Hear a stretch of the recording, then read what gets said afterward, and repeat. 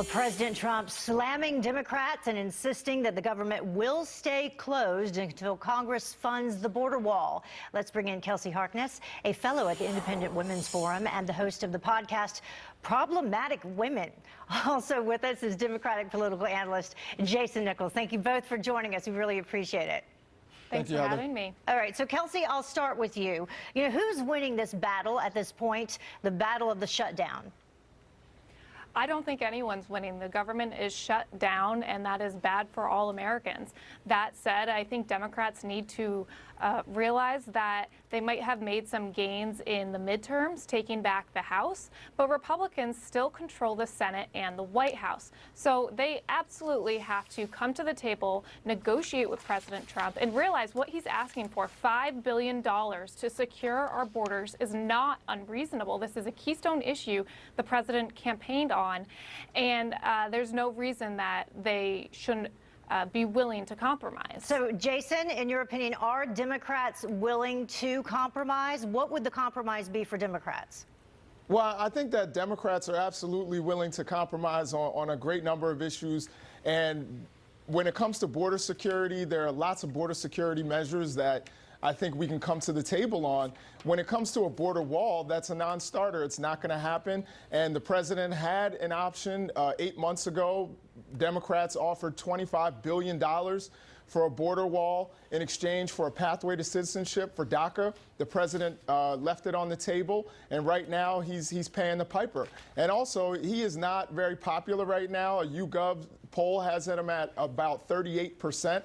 Approval rating. Both Bushes were at about 60% at this juncture in their presidency. So he's not doing really well. I don't think he's winning. He has every element of government right now, and he's failing. Something, Kelsey, he has mentioned that he wants to do is go to the border before the State of the Union address. That'll be coming up at the end of January. We also have, as we've mentioned, Democrats taking over the House, January 3rd. Do you think Democrats, first of all, will delay until January 3rd? And what do you think about the president going down to the border wall? Would that be an opportunity for him to address the nation? Absolutely. Well, I've no doubt that Democrats will try to delay this fight as long as they can.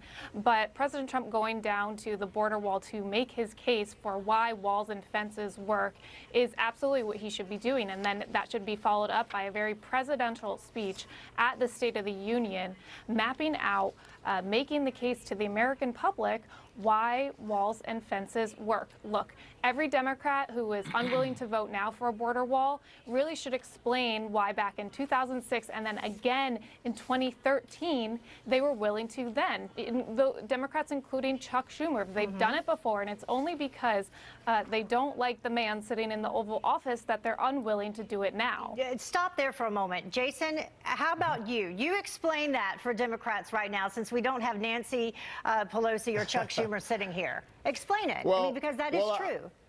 I'll agree with Kelsey that we don't like the man sitting in the White House. There we can agree. But we have 650 miles worth of border fencing right now. This wall that the president is proposing causes environmental issues. There's eminent domain issues in terms of encroaching on private property, and it's just ineffective. When they voted in favor of it, those issues were not there before? We've given them there have been as we said, 650 miles of border fencing already. And also, by the way, unauthorized border crossings are down tremendously since the beginning of the 2000s. This is not really the issue that Democrats want to hang their hat on. We think that if we had scanners and other things at the board. Apparently no one wants to hang their hat on it. Thank you both for joining us. We were out of time. We'll see what happens. Thanks, Heather and Kelsey. California's governor looking to the stars to